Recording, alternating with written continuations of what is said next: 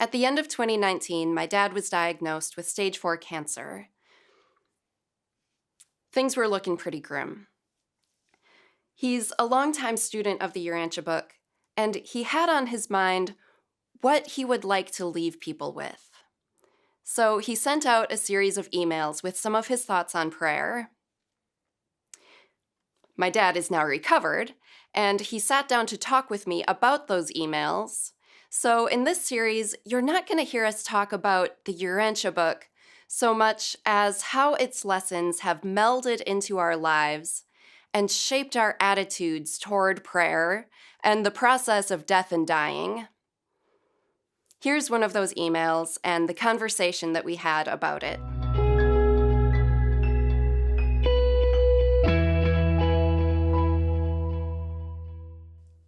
Healing. Yep, I asked for a miracle. You can bet that if the angels are handing out healing miracles that day, I've got my hand up. But I don't have the faith of the lady who touched the hem of Jesus' garment, nor is Jesus, as a focused, personal wonder, physically present. And the fact is, we exist within the element of time, so I have to work through the gift of science and doctors.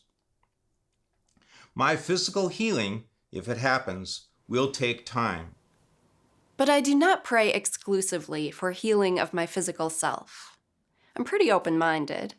I pray for mental and emotional healing and the healing of relationships.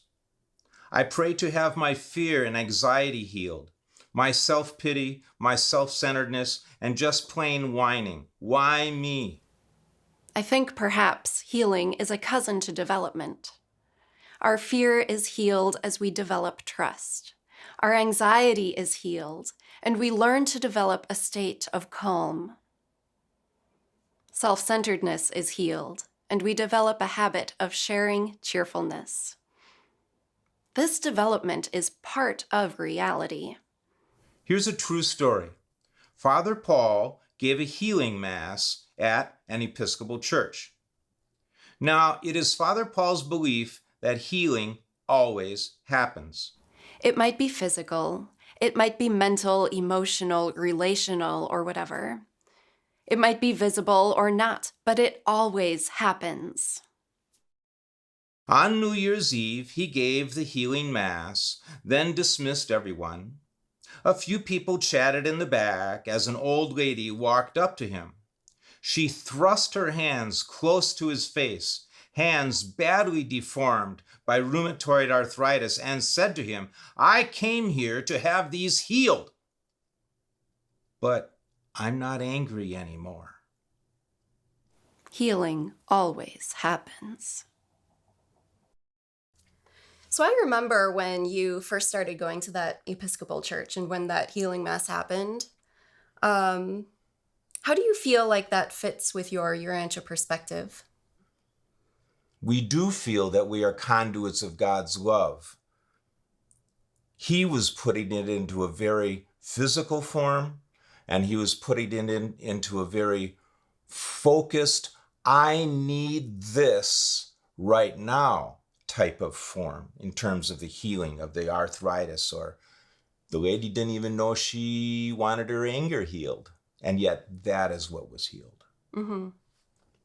Yeah, I think of it more as, I guess I wouldn't even think of him so much as being the conduit as he's creating an environment that affects the mind and affects the thinking and affects the attitudes, so that he's not the conduit, but other people themselves are more opened up.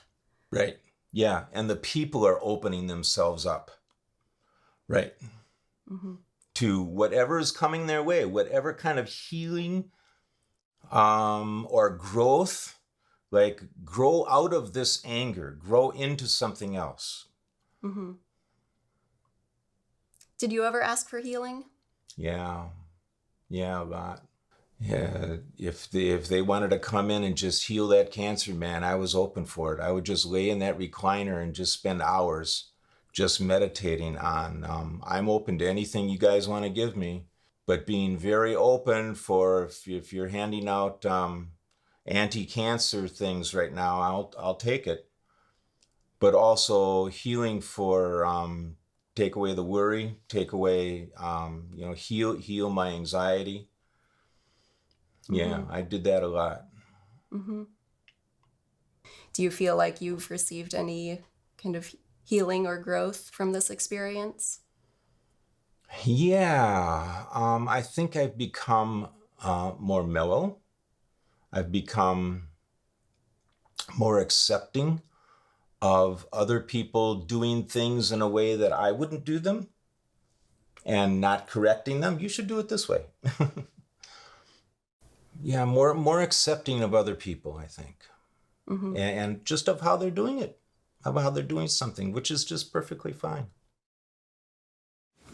Your giggle gives you away, you know. Except this is the big brother, I think.